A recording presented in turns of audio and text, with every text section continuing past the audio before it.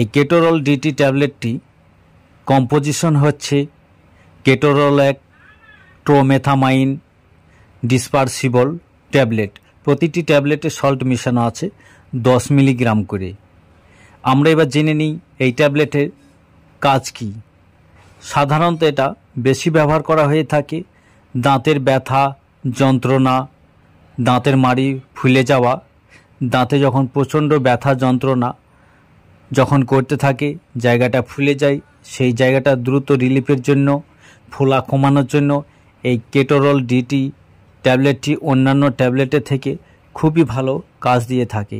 তাই ডাক্তারবাবুরা এই কেটোরল ডিটি ট্যাবলেটটি দাঁতের ব্যথা যন্ত্রণায় ব্যবহার করার জন্য পরামর্শ দিয়ে থাকেন।